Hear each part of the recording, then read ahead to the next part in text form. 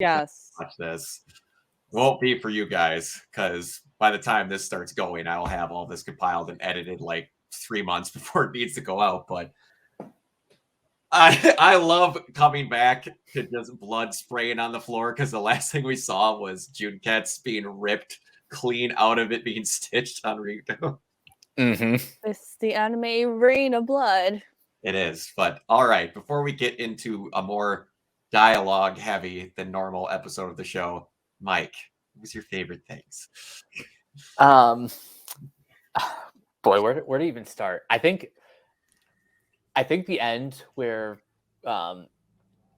Satsuki is explaining like how she has a whole team of crazy people who will defend her, like that whole scene was probably some of the best dialogue of the show so far. Yep. It did remind me of a little bit of that "let me see you grit your teeth" moment, but subverted. It's almost like they're written by the same people. Exactly. But Miss Al, go ahead. There's two things you need to know. One, Mako best girl. Yep. Yes. Two, at the end where they were trying to have like a sister moment. And she was like, I know what you mean, you don't need to say it yet. Yep. And she had Senketsu's blood flowing through. I love how unbelievably over emotional they are letting Senketsu get. It is David Vincent's getting to talk the most. He's talked the whole show, and he does so good. Like that beginning part where she's talking about how Senketsu feels so much warmer now because all these people that care about her have worn him, and it's flowing through their blood stuff, and he just bursts out. Oh, like a baby. You're like soggy and wet now. Stop it. It's the best. But we're not going to go too many. We're just going to talk about the scenes, but not dialogue. But I love how, and I always get their names wrong because I'm bad at remembering it. But hold on 1 second. Kazuki Nakashima, his writing and how he puts together situations are wrong with Amishi, like the beginning, where you have this super, super emotional moment from the last episode where she rips Junketsu off. She's like, it's the only way I can wear Senketsu again. And then it cuts immediately to the next shot in the beginning where he's like, did it hurt? Yeah, it hurt like hell! Like, you can't have it serious for too long. No. Love it. It's fantastic. And finally getting to see Nui get her ass beat a little was one of the most satisfying things of the show. I love her. I love her. I love how when she thinks she's won, but then Ryuko just cuts off her arms. Yes, in the animation scene behind her getting her arms cut off, unintentionally being animated so stupidly is fantastic. It is one of the best things about the show. I've said it 100 times. They will purposely go from this gleaming, just unbelievable, you're shocked the human could do an animation to boop, and they just pop off and she screams and they have bad proportions that make no sense. It's so stupid. I just love it. She's like, that's okay. My arms will just come right back off when I no. Oops again. Oops. But yeah, the one like I was gonna talk basically, bring up your opinions on stuff, but yeah, the punch scene is fantastic because like they get into the talk and it rolls into the whole another reason why I like this show, and they don't really say it a lot, but like they go out of their way in the show to make everyone be their own special style of just ridiculous. Mm-hmm. And it's one thing that like how do I want to say this? Nakashima is very good at writing very specific themes and never forgetting about them. Like they laser focus on one thing and make a whole show about it. And like drill, they literally came up with everything they physically could about a drill as a base idea in Gurren, and here everything with cloth. The going through the everyone's cut differently from a different cloth, literally. I didn't think you could get that much out of using scissors and cloth as analogies, but they do an amazing job with it. And when it finally clicks for Ryuko, where she's like, I'm a moron. I have that exact over here. It's just a little different. And the dumb punches 2 people in the face. I love that. It's like, you are not worthy to punch her. If you want, let it happen. It's just fucking stupid. You can only have these moments in animes where it's like anything else, you would be clinically insane. I love it, but yeah, not a whole lot happens in here because again, it's all information. But yeah, it's just you kind of have set up for the next one. Yeah, it's a build up for the next. Yeah, and you got to see Junket's pretty ripped up. I honestly thought that they weren't going to show Junket's too much anymore, and they were going to make her another like a Goku uniform. Like that'd be the first time she wore one that wasn't a Kamui.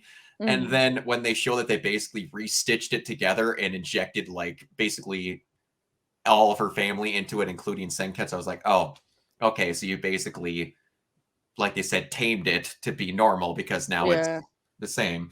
I thought that was pretty good. So I have to say something, and I'm shocked Mike didn't bring this up, or at least in our chat there, because Mike did get a prediction right. Oh.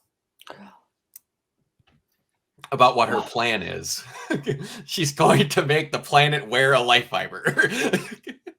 Because in my notes, it is crudely written, Earth wears a Kamui. Oh my god, that's right. I forgot about that, honestly. Yes. Because and there's another prediction that Misao said that does happen in the last episode that I'm not telling her because she didn't make it as a full prediction, but she didn't commit to it. She said something and then just went away from it and then didn't commit. And I was like, okay, whatever. Oh my god, what was it? I'm not going to say what it is. But it's been so long, I forgot. It was one of the last ones where we did legit episodes, legit predictions before we just like let it roll. I'm like, are you going to commit to this? Because you're 1,000% correct. And you keep saying it like 5 times. I'm like, was it like the relation? Like someone? I'm not telling you what it is, but just know that you said something specifically, and we're 100% dead on. But you're just like, all right. She's like, no, I don't want to make predictions because I can't tell with the show anymore. Oh my god, I'm mad at myself now. He's over here having a grand old time, and I'm just like, what the fuck did I say? Yes, but yeah, but one thing, like a lot of people, one thing I appreciate about this episode is you get to see a lot of people interacting in different ways that you never got to see.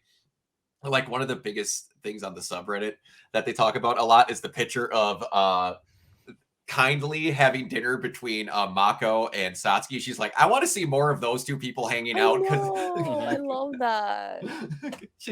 Just like making the food, doing all this. And they make this grand explanation about the missiles coming. I love that delivery so much. Where it's just like, and what's one small problem with that? Why? The missile's heading towards us at this very second. What? They're 2 seconds above the ship. The delivery of the dialogue is just perfect. This is one of my favorite things Todd Habercorn's ever done. Like he's barely in the show, but every time he pops up, I'm so happy because he's always going to say something unbelievably stupid. Which, man, I got to...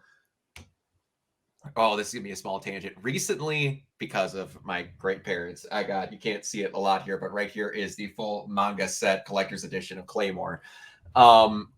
And like the anime stopped because I think they just only got 2 cores and that was it because like the manga never really took a break. So it was keeping up with them, which I was really weird about, especially considering how batshit crazy that thing gets, how he could draw it and keep going. I don't know.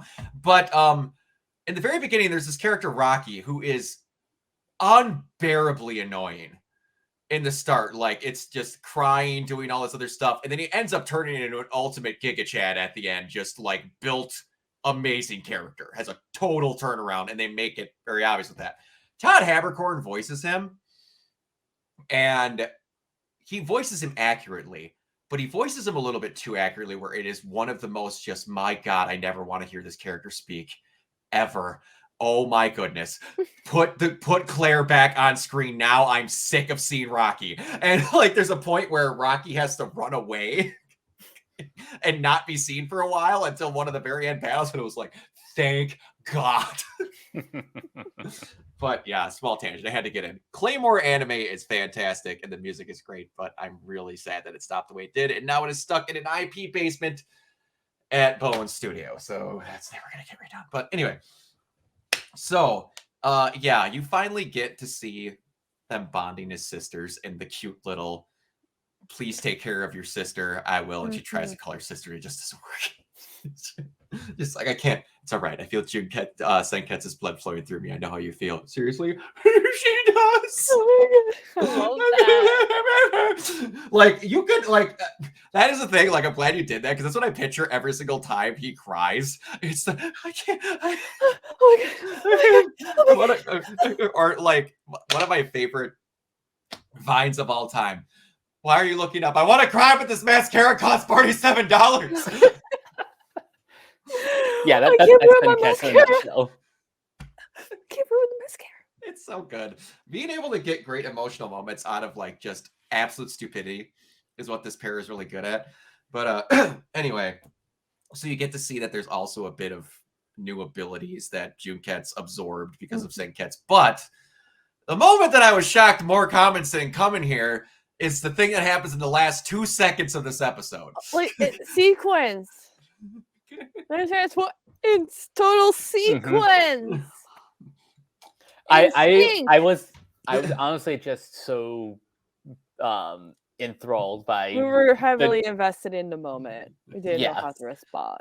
Getting to finally see Thinking Straight Mako back in her uniform, fantastic. And there is a visual, a graph that I want to say Inamuta brings up that is one of the most shared and single funniest one frame things that happens in the entire show. It's hilarious. Oh, it's fantastic.